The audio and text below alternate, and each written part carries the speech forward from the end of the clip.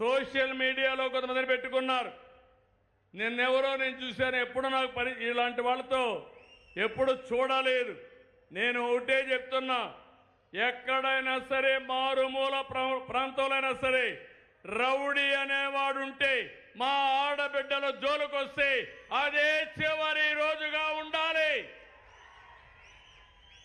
అలాంటిది ఒక రాజకీయ పార్టీ, ఒక వ్యక్తి, రావణ్ అనే వ్యక్తి పురాణాలను దూషించాడు, రాముణ్ణి సీతపైన నీచంగా మాట్లాడాడు, తీవ్రవాదాన్ని పాకిస్తాన్ సమర్థించాడు. అలాంటి వాళ్ళకు అండగా ఆర్థిక సహాయం ఈ గొడ్డలి పార్టీ చేసే పరిస్థితి వచ్చింది. ఎంత బరిదిగింపని అడుగుతున్నా, ఇది న్యాయమని అడుగుతున్నాను. మీకు ఇవన్నీ నేను చెప్పాలి, మీలో కూడా చైతన్యం రావాలి, మీ ఆలోచన విధానంలో మార్పు రావాలి. మీరు ఒక్కసారి గుర్తుపెట్టుకోవాలి, మన పక్కనే నంద్యాల పక్కన పులివెందల 2019 గుర్తుపెట్టుకోవాలి. నేనే ముఖ్యమంత్రిని.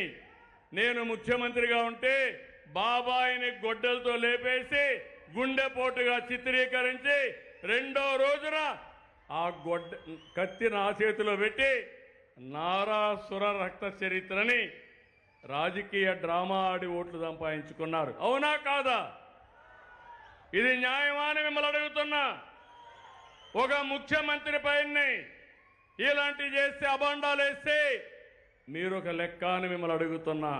ఇక్కడుండే మీరు గుర్తుపెట్టుకోవాలి, 2 ఏళ్లలో ఎక్కడా లా అండ్ ఆర్డర్ ప్రాబ్లం లేదు. అదే వీళ్ళు అధికారంలో ఉంటే శ్రీరాముడి తల తొలగించారు, అంతర్వేదిలో రథాన్ని దగ్ధం చేశారు, దుర్గమ్మ గుడిలో వెండి సింహాల్ని మాయం చేశారు. ఒక్కదానిపైన కూడా చర్య లేదు. నిన్నే ఆదోని శివాలయంలో ఒక యువకుడు ఏకంగా అక్కడ పెట్టే దీపం, ఆ దీపంలో పోయి సిగరెట్ వెలిగించుకునే ధైర్యం చేశాడు. అదే ఈ ప్రభుత్వంలో ఎవరు చేసినా వాళ్ళని వదిలిపెట్టమని మరొక్కసారి గట్టిగా హెచ్చరిస్తున్నాను. ఇంకొక పక్క దేవాలయాలన్నీ అపవిత్రం చేశారు. ఏకంగా తిరుమల లడ్డునే కల్తీ చేశారు. నెయ్యి కొనే పరిస్థితికి వచ్చారు. ఎప్పుడైనా సరే మత విద్వేషాలు రెచ్చగొట్టడం, మనోభావాలు దెబ్బతీయడం మంచి పద్ధతి కాదు. ఇలాంటి ఘోరాలు చాలా జరిగాయి.